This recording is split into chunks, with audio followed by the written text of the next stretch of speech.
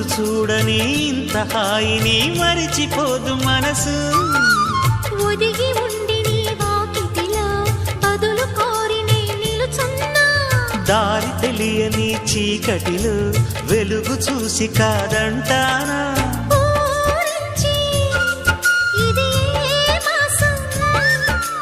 ప్రేమించే ప్రతి గుండెను అందెల సందడి చేసే హేమంతం ఇది. మన సొంతం అయినది.